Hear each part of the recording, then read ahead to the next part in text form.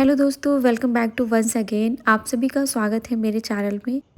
दोस्तों, हम सभी की कोशिश यही रहती है कि हम अपने घर को या फिर किचन को हमेशा सुंदर, क्लीन, ऑर्गेनाइज और क्लटर फ्री रख सकें। पर क्या हमेशा ऐसा रख पाना पॉसिबल है? किचन में 3 से 4 बार खाना बनता है, सेम 3 से 4 बार बर्तन धुलते हैं और भी बहुत सारे छोटे मोटे काम होते हैं। उसके अलावा घर के बाकी काम के साथ में हर रोज़ किचन को बहुत ही अच्छी तरीके से मेंटेन करके रख पाना मुश्किल काम है।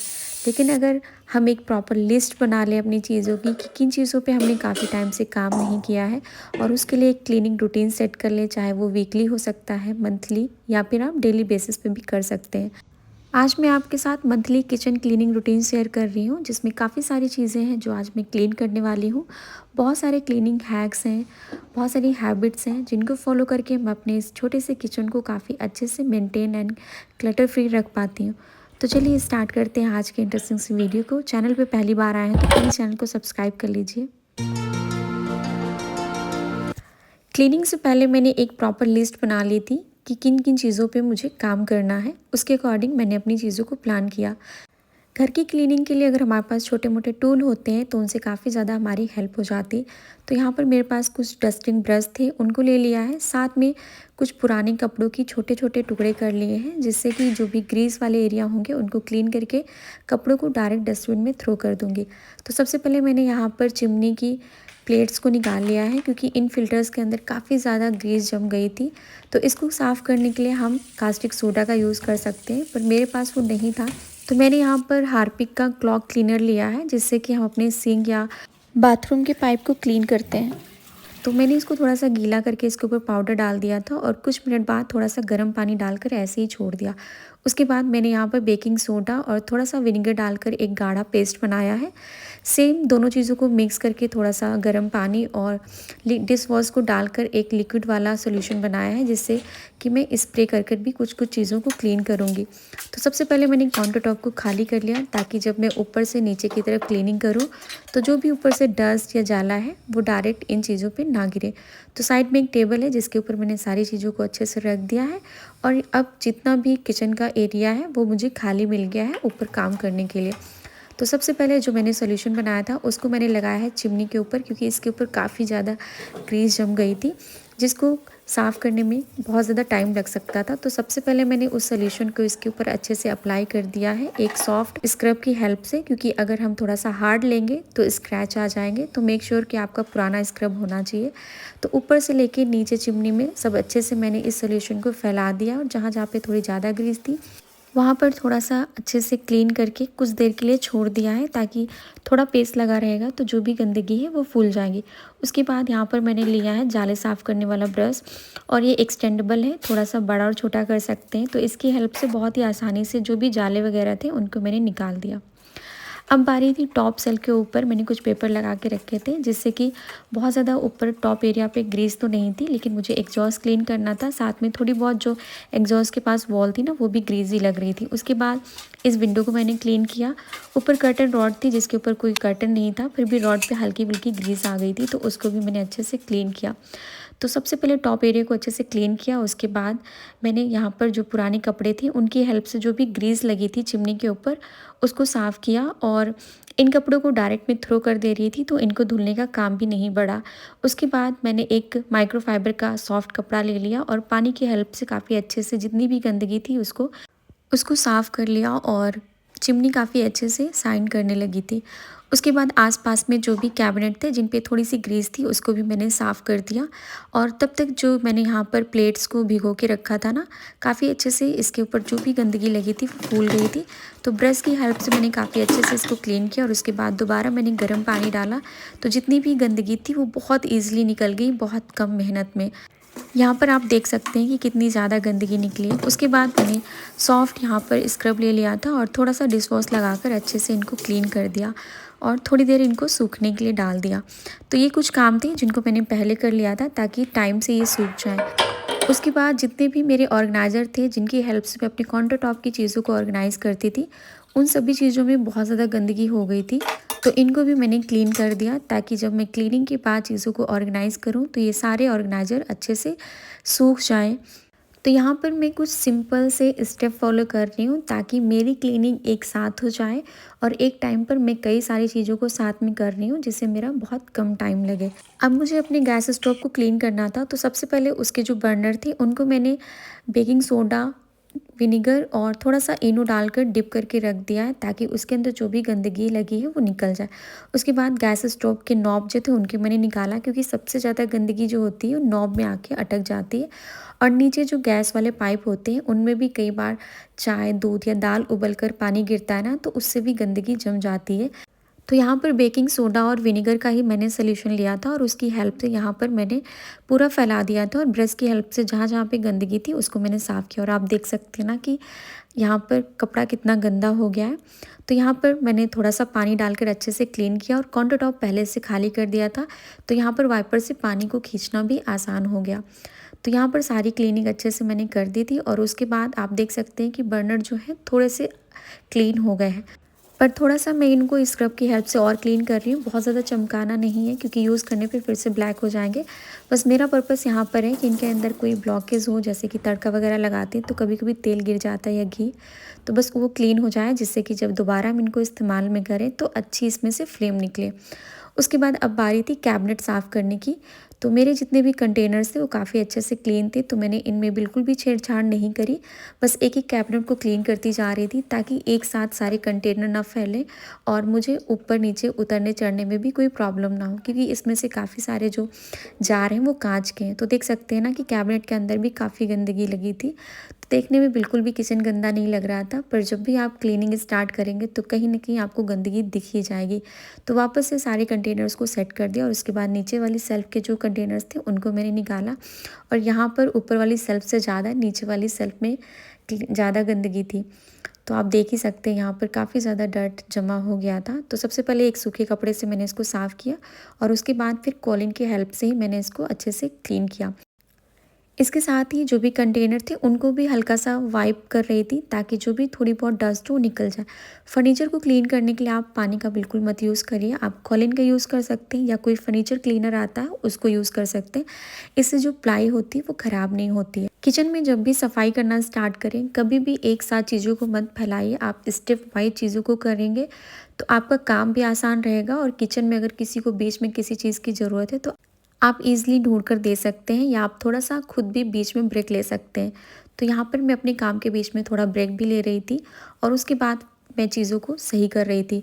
तो उसके बाद नेक्स्ट शेल्फ़ की तरफ बढ़ी, तो यहाँ पर भी सेम थोड़ी बहुत गंदगी थी जिसको मैंने ड्राई कपड़े से साफ़ किया और उसके बाद फिर कॉलिंग की हेल्प से सही से साफ़ किया। अभी मैं किचन के एक भी कंटेनर्स क्लीन नहीं कर रही हूँ क्योंकि मेरे किचन के कंटेनर्स ऑलमोस्ट साफ़ हैं और ये क्लीनिंग प्रोसेस मैं ऐसे रखती हूँ कि जब भी किचन का कोई भी कंटेनर खाली दिखता है तो उसी टाइम मैं उसको क्लीन करके रख देती हूँ। और जब भी सामान को फिल करना होता है तो कंटेनर को धुलने की टेंशन बिल्कुल भी नहीं रहती, आराम से फिल कर लेती हूँ। आगे की शेल्फ में मैंने यहाँ पे रखा है अपनी क्रॉकरी, तो सेम तरीके से मैंने इसे भी अच्छे से क्लीन कर लिया और उसके बाद अब बारी थी काउंटर टॉप को क्लीन करने की। सबसे ज़्यादा जो गंदगी होती है वो काउंटर टॉप पे होती है क्योंकि यहाँ पर गैस स्टोव होता है, खाना बनता है तो उसकी छींटें दीवारों पर, गैस स्टोव पर और साथ में काउंटर टॉप पे पड़ती हैं। तो डेली बेसिस पे तो क्लीनिंग हो जाती है, पर चीज़ें साथ में यहाँ पे रखी होती हैं तो वॉल की क्लीनिंग बहुत अच्छे से नहीं हो पाती है। तो स्क्रब की हेल्प से मैंने ये सोल्यूशन जो बनाया था उसकी हेल्प से जितने भी यहाँ पे दाग स्पॉट लगे थे उनको अच्छे से क्लीन किया। उसके बाद 3-4 पानी को चेंज कर करके मैंने सॉफ्ट कपड़े से काफ़ी अच्छे से यहाँ पे क्लीनिंग कर दी, तो सारी चीज़ें अच्छे से साफ़ हो गई और ड्राई होने के लिए छोड़ दिया है। और अब बारी थी आरओ को क्लीन करने की, तो आप यहाँ पे देख सकते हैं कि जो इसका टैप वो भी काफ़ी गंदा हो गया और टॉप का सरफेस पे काफ़ी ग्रीस और डस्ट जमी हुई थी। तो इन चीज़ों को अगर नहीं भी क्लीन करेंगे तो कोई फ़र्क नहीं पड़ता, पर अगर आप क्लीन कर लेते हैं तो मन को एक सेटिस्फेक्शन होता है कि हमारे किचन की हर एक चीज़ काफ़ी अच्छे से क्लीन एंड ऑर्गेनाइज है। तो यहाँ पर जो पानी के पाइप दिए गए थे उसमें भी थोड़ा बहुत जाला और हल्की डस्ट थी, उसको भी अच्छे से क्लीन किया और ब्रश की हेल्प से जो इसका टैप था उसको क्लीन किया। उसके बाद पानी से अच्छे से वॉश कर दिया ताकि जितनी भी गंदगी वो निकल जाए और फिर एक सॉफ्ट कपड़े से इसका जितना भी पानी था उसको मैंने पोंछ दिया। अब चीज़ों को असेंबल करने की बारी थी, तो यहाँ पर आप देख सकते हैं कि मेरा गैस स्टोव काफ़ी ज़्यादा क्लीन और नया लगने लगा है। तो यहाँ पर सारी चीज़ों को मैंने लगा दी और आप फ़िल्टर भी देख सकते हैं कि काफ़ी अच्छे से बिल्कुल नए के जैसे लग रहे थे। तो इस तरह से मैंने जो ग्रीज़ी एरियाज़ वाली जो चीज़ें थी उनको डीप क्लीन किया और आप देख सकते हैं कि बहुत कम मेहनत में बहुत आसानी से चीज़ें क्लीन हो गई हैं। तो चिमनी देखने में बिल्कुल भी नहीं लग रही है कि यहाँ पर मैं 7-8 महीने से काम कर रही हूँ। 1 से 2 महीने के बीच में ये रूटीन फ़ॉलो कर लेती हूँ तो किचन बिल्कुल नया दिखता है। ऑर्गेनाइज़र काफ़ी अच्छे से सूख गए थे तो अब काउंटर टॉप को ऑर्गेनाइज़ करने की बारी थी। तो जो भी चीज़ें यहाँ पर रखने वाली थी उनको भी मैंने अच्छे से क्लीन कर लिया। जो चीज़ें रिफ़िल करने वाली थी उनको रिफ़िल कर लिया। काउंटर टॉप के ऊपर ये 2 शेल्फ़ में यूज़ करती हूँ जिसके अंदर बहुत ही फ्रीक्वेंटली यूज़ होने वाली चीज़ें हैं, जैसे स्पून, फ़ोर्क हो गया, चाय पत्ती, चीनी, बिस्किट, नमकीन। बच्चों के साथ इन चीज़ों की बहुत ज़्यादा ज़रूरत रहती है, तो सामने रहती हैं तो ईज़िली मिल भी जाती हैं और किचन भी देखने में काफ़ी अच्छा लगता है। तो दूसरे कॉर्नर्स में मैंने यहाँ पर कुछ बेसिक्स मसाले रखे हैं। उसके लिए मैंने यहाँ पर एक रोटेटिंग ट्रे का यूज़ किया है और नीचे ये प्लांटर स्टैंड है जिसके ऊपर मैंने इसको रखा। उसके बाद यहाँ पर एक टिश्यू होल्डर था जिसके ऊपर मैंने लगाए हैं अपने चॉपिंग बोर्ड्स और साथ में रखा है कटलरी होल्डर्स जिसके अंदर मैंने नाइफ़ वगैरह रखे हैं। तो पानी, घी, साथ में बेलन और जो भी स्पैचुला वगैरह थे उनको रख दिया है। वापस से काउंटर टॉप को ऑर्गेनाइज़ करने के बाद अब बारी थी नीचे कैबिनेट को साफ़ करने की। तो नीचे के कैबिनेट में ये जो कॉर्नर वाला कैबिनेट है ये काफ़ी ज़्यादा छूट जाता है क्योंकि वहाँ पर हाथ नहीं पहुँच पाता है। तो इसके अंदर मैंने अपने सारे अप्लायंसेस, मिक्सर जार और छोटे-मोटे जो किचन में यूज़ होने वाले जो टूल्स हैं उनको रखा था। तो ये काम के साथ ही मैं इनको क्लीन करके रख लेती हूँ, तो बहुत ज़्यादा गंदगी नहीं थी। पर आज मैं सारी चीज़ों को डीप क्लीन कर रही हूँ तो एक-एक बार मैं चीज़ों को ध्यान दे रही थी। जहाँ पर मुझे लग रहा था कि थोड़ा-सा टाइम देने की ज़रूरत है, वहाँ पर चीज़ों को मैंने अच्छे से क्लीन कर दिया। तो अगर आप अपनी डेली कुकिंग के साथ में चीज़ों को थोड़ा ध्यान रखते हैं तो जब भी आपको डीप क्लीनिंग करनी होगी वहाँ पर आपको बहुत ज़्यादा समय नहीं जाने वाला, क्योंकि आपने पहले से चीज़ों को क्लीन करके रखा है। नीचे कैबिनेट के अंदर रखती हूँ तो वहाँ पे हवा नहीं जाती जिसकी वजह से हल्का सा मॉइस्चर भी कभी-कभी दिखने लगता है। तो इसलिए कभी-कभी बीच में चीज़ों को निकाल कर चेक कर लेती हूँ ना, तो अच्छे से चीज़ें रहती हैं। इलेक्ट्रिक केटल और ब्लेंडर को ऊपर रखती हूँ। मिक्सचर जार और उसके साथ में बाकी जो छोटे-मोटे अप्लायंसेस उनको मैं इस कैबिनेट के अंदर रखती हूँ। तो यहाँ पर बहुत ज़्यादा फ्रीक्वेंटली चीज़ें यूज़ नहीं होती तो आराम से यहाँ पर रखती हूँ। नीचे की तरफ मैंने कुछ कंटेनर्स और ऑयल के कैन रखे थे तो उनको हटाकर अच्छे से क्लीन किया क्योंकि वहाँ पर भी ग्रीस जम गई थी। तो यहाँ पर आप देख सकते हैं कि मैंने बहुत सारी चीज़ों को अच्छे से ऑर्गेनाइज़ करके रखा है, फिर भी हल्की-फुल्की गंदगी आ जाती है। और जब आप चीज़ों को हटाकर चेक करके क्लीन करते हैं तो एक रोटेशन किचन के अंदर क्रिएट हो जाता है जिससे कि हर चीज़ पे आपकी एक नज़र जाती है और जो भी अननेसेसरी चीज़ है उसको आप हटा सकते हैं, क्लीन कर सकते हैं या फिर मेरी तरह ऑर्गेनाइज़ कर सकते हैं। तो एक-एक कैबिनेट को खोल कर रही थी, इससे किचन बिल्कुल भी नहीं फैल रहा था और चीज़ें बहुत ही आराम से हो जा रही थी। तो मैं आपको यही सजेस्ट करूँगी कि जब भी आपको अपना किचन क्लीन करना हो तो आप कुछ स्टेप फॉलो करिए, उनके अकॉर्डिंग चीज़ों को जब आप करेंगे ना तो बिल्कुल भी परेशानी नहीं होगी, आप डिमोटिवेट नहीं होंगे, चीज़ों को बहुत ही अच्छे से एंजॉय करके आप अपने काम को कर सकते हैं। अब बारी थी इन ड्रॉवर्स को क्लीन करने की, तो इनके अंदर मैंने कुछ लाइनर्स लगा रखे थे तो उनको मैंने निकाल दिया और उसके बाद अच्छे से डस्टिंग कर ली। जो भी डस्ट वगैरह थी वो निकल गई। उसके बाद कॉलिन की हेल्प से डस्ट को कपड़े से वाइप कर दिया। इनमें रखी चीज़ों को तो हम इस्तेमाल करते हैं तो कहीं न कहीं वो क्लीन हो जाती है, लेकिन लाइनर्स वगैरह जो हैं वो हम डेली बेसिस पे निकाल के क्लीन नहीं करते हैं। तो जब मंथ में हम एक बार इस तरह से चीज़ों को क्लीन कर लेते हैं तो अगले कुछ दिनों के लिए चीज़ें अच्छे से प्रॉपर क्लीन एंड ऑर्गेनाइज़ हो जाती हैं। सेम नीचे भी मैंने एक लाइनर लगा के रखा था, उसे भी मैंने अच्छे से क्लीन किया और जो भी डस्ट थी उसे रिमूव किया, चीज़ों को वापस से रखा। और जब हम इस तरह से चीज़ें करते हैं तो कहीं न कहीं जो हमारे किचन में चीज़ें गड़बड़ हुई होती हैं वो हमें दिखाई दे जाती हैं। तो यहाँ पर भी मैंने ग्लास और कटोरी रखने के लिए कुछ इस तरह के लाइनर्स लगा के रखे थे, ये भी गंदे हो गए थे तो इनको भी क्लीन किया। तो आप देख सकते हैं कि सारी चीज़ें जो हैं वो एक फ्लो में हो रही हैं पर बिना किचन को फैलाए हुए।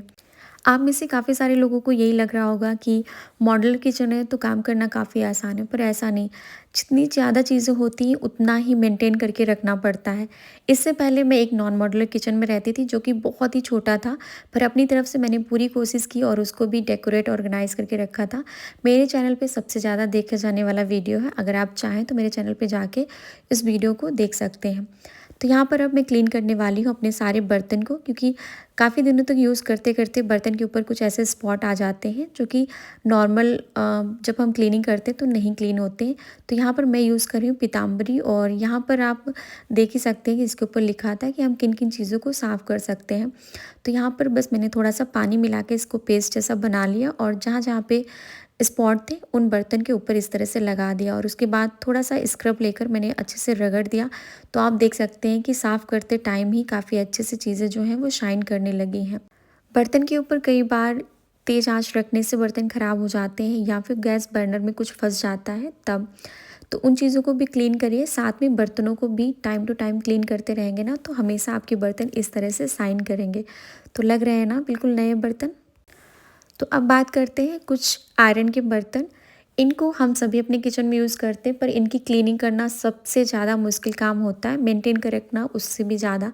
पर आज सिंपल से टिप्स आपके साथ शेयर कर रही हूँ जिसकी हेल्प से आप अपने आयरन के बर्तनों को भी स्टील के बर्तन के जैसे चमका के रख सकते हैं। तो यहाँ पर भी मैंने पीताम्बरी लिया, उसमें थोड़ा सा डिटर्जेंट पाउडर डाला। उसके बाद रगड़ने के लिए मैंने यहाँ पर लिया है सैंड पेपर, जो नॉर्मल पुट्टी को रगड़ने के लिए यूज़ होता है। उसी पेपर की हेल्प से मैंने इसको अच्छे से स्क्रब किया। तो आप देख सकते हैं कि मेरी आयरन की कढ़ाई जो पीछे से आगे से जल गई थी काफ़ी अच्छे से क्लीन हो गई। और दूसरी कढ़ाई जिसमें मैं चीज़ों को फ्राई करती हूँ तो बहुत ज़्यादा हल्की है, तो उसको भी मैंने बिल्कुल नए के जैसे चमका दिए। बैक साइड से मैंने क्लीन नहीं किया है जो छोटी वाली कढ़ाई है, क्योंकि मेरा जो आगे का काम होता है फ्राई करना, बस उसी के लिए मैं यूज़ करती हूँ। तो इनको मेंटेन करने के लिए साफ़ करने के बाद अच्छे से कपड़े से वाइप कर लीजिए और उसके बाद कोई भी ऑयल लेकर इनके ऊपर आप लगा दीजिए और थोड़ा सा आप चाहे तो धूप में रख सकते हैं या फिर गैस पे इनको इस तरह से गर्म कर दीजिए और जो एक्स्ट्रा ऑयल है उसको टिश्यू पेपर से रिमूव करके रख दीजिए। तो ऐसे जो आपके आयरन के बर्तन हैं लॉन्ग टाइम तक चलेंगे, जंग नहीं लगेगी और बहुत अच्छे से शाइन करेंगे। सेम मेथड मैं अपने ये कास्ट आयरन के बर्तन के लिए भी यूज़ करती हूँ। तो यहाँ पर आप देख सकते हैं ना कि ये बर्तन भी काफ़ी अच्छे से शाइन कर रहे हैं और इनमें किसी भी तरह का रस्ट नहीं लगा है। स्टील के बर्तनों को भी क्लीन करने के बाद जब वो थोड़े से ड्राई हो जाएं, किसी कपड़े की हेल्प से इनको भी अच्छे से वाइप करके रखते हैं ना, तो किसी भी तरह के पानी के दाग नहीं रहते हैं, बर्तन शाइन करते हैं। अब बारी थी बर्तन रैक को साफ़ करने की, क्योंकि इसमें बर्तन हम रखते हैं तो बर्तन हमारे गंदे हो जाएंगे अगर हमारा बर्तन रैक ही साफ़ नहीं है। टाइम टू टाइम इसे भी डीप क्लीन करना ज़रूरी है। अब बारी थी सिंक एरिया को क्लीन करने के लिए। तो आसपास में यहाँ पे बर्तन क्लीन होते हैं तो काफ़ी ज़्यादा गंदगी थी जो कि दूर से दिखाई नहीं दे रही थी, पर स्क्रब करने के बाद काफ़ी सारी यहाँ पे गंदगी निकली। और उसके बाद टैप और सिंक एरिया को क्लीन करने के लिए मैं वापस से पीताम्बरी का यूज़ कर रही हूँ। इससे सिंक एरिया बहुत ही अच्छे से क्लीन हो जाता है, क्योंकि ये भी स्टील के हैं तो आपको किसी भी दूसरे क्लीनर की ज़रूरत नहीं है। आप अपने पास पीताम्बरी रखिए, पूजा के बर्तन हो या फिर आपके नॉर्मल किचन के बर्तन, आप दोनों चीज़ों को अच्छे से क्लीन कर सकते हैं। सिंक एरिया के पास रखी हुई चीज़ें भी उतनी ही क्लीन होनी चाहिए। तो जो भी यहाँ पे ब्रश या वाइपर मैं यूज़ करती हूँ, जब क्लीनिंग हो ही रही है तो साथ में इन चीज़ों को भी अच्छे से क्लीन कर दिया है। और जो पुराने स्क्रब जिनको मैंने क्लीनिंग के लिए यूज़ किया था उन्हें मैंने हटा दिया है, उनकी जगह पर नए स्क्रब को मैंने रख दिया है। स्क्रब भी बाकी चीज़ों की तरह क्लीन करना बहुत ज़रूरी है। तो 15 दिन पे आप इन्हें गर्म पानी में बॉयल कर सकते हैं या महीने में 1 या 2 बार इनको आप चेंज भी कर सकते हैं, जैसी आपकी रिक्वायरमेंट हो। तो यहाँ पे डिश वॉश और हैंड वॉश को भी मैंने रिफ़िल करके रख दिया है। किचन को थोड़ा सा अट्रैक्टिव बनाने के लिए मैंने अपने किचन के अंदर काफ़ी सारे लाइव प्लांट रखे हैं। मेरे किचन का वेंटिलेशन काफ़ी अच्छा है तो काफ़ी अच्छे से ग्रो भी कर जाते हैं। नेक्स्ट मैंने अपने फ्रिज को डीप क्लीन किया, क्योंकि फ्रिज भी हमारे किचन का बहुत ही इम्पॉर्टेंट हिस्सा है और किचन की तरह हमारा फ्रिज भी स्टोरेज के लिए बहुत काम आता है, चाहे लेफ्ट ओवर फूड हो, डेयरी प्रोडक्ट हो या फिर हमारे फ्रूट्स एंड वेजिटेबल हो। बहुत टाइम तक अगर फ्रिज को क्लीन ना किया जाए, खाली ना किया जाए, तो उसके अंदर एक अजीब सी स्मेल आने लगती है। तो इससे बेटर है कि आप चीज़ों को निकाल कर कुछ देर के लिए फ्रिज को खाली छोड़ दें और जो भी इनके पार्ट हैं उनको अच्छे से क्लीन कर लें। और जब फ्रिज अंदर से इस तरह से खाली रहता है तो क्लीनिंग भी आसान हो जाती है। तो यहाँ पर जो भी मैंने पहले सोल्यूशन बना के रखा था उसी सोल्यूशन से जो भी इसके स्पॉट्स वगैरह थे उनको क्लीन किया। और मंथ में एक बार ज़रूर डीप क्लीन करती हूँ, इसलिए जो इसके ऊपर रबड़ लगी ना उसमें भी किसी भी तरह की गंदगी नहीं है, तो बहुत ज़्यादा टाइम मुझे यहाँ नहीं देना पड़ता है। मुश्किल से 20 मिनट के अंदर मैंने किचन को अंदर और बाहर से क्लीन कर लिया। और जब तक इन चीज़ों को मैं क्लीन कर रही थी तब तक जो बाहर मैंने चीज़ें सूखने के लिए रखी थी ना वो भी सूख गई थी। फ्रिज के ऊपर मैंने एक पर्दे का बचा हुआ कपड़ा डाल के रखा जो थोड़ा सा बड़ा था, तो दूसरे साइड से पलट कर रख दिया और ये बास्केट गंदी हो गई थी तो इसको हटा दिया और बाकी चीज़ों को वापस से ऑर्गेनाइज़ कर दिया। उसके बाद अब बारी थी चीज़ों को फिर से अरेंज करने की। तो जो भी चीज़ें बाहर मैंने सूखने के लिए रखी थी, धूप में सुखाने की वजह से इनके ऊपर एक भी स्पॉट नहीं था और काफ़ी अच्छे से फ्रिज शाइन करने लगा था। यहाँ पर कुछ वेजिटेबल्स के बॉक्सेस हैं जिनको मैं पहले से क्लीन करके रख लेती हूँ जब ये खाली होते जाते हैं। तो शाम को सब्जियाँ आई थी तो सारी सब्जियों को धोकर अच्छे से इनके अंदर ऑर्गेनाइज़ कर दिया और इस तरह से मैं अपने फ्रिज को ऑर्गेनाइज़ कर लेती हूँ। तो छोटे से फ्रिज से मेरा काफ़ी सारा काम हो जाता है और अभी विंटर है तो बहुत ज़्यादा फ्रिज को भरने की भी ज़रूरत नहीं थी, बस कुछ सब्जियाँ वगैरह थी जिनको ही मैंने अंदर रखा था। अब बारी थी ये प्याज आलू वाली बास्केट को क्लीन करने की। तो इसके अंदर मैं लगा के रखती हूँ कुछ लाइनर्स, तो ये गंदे हो गए थे जो कि पेपर के थे, तो अब इनको चेंज करना था। तो इसके साथ ही मैंने बास्केट को भी अच्छे से क्लीन कर दिया क्योंकि लगभग 1 महीना हो गया था मैंने इन्हें डीप क्लीन नहीं किया था।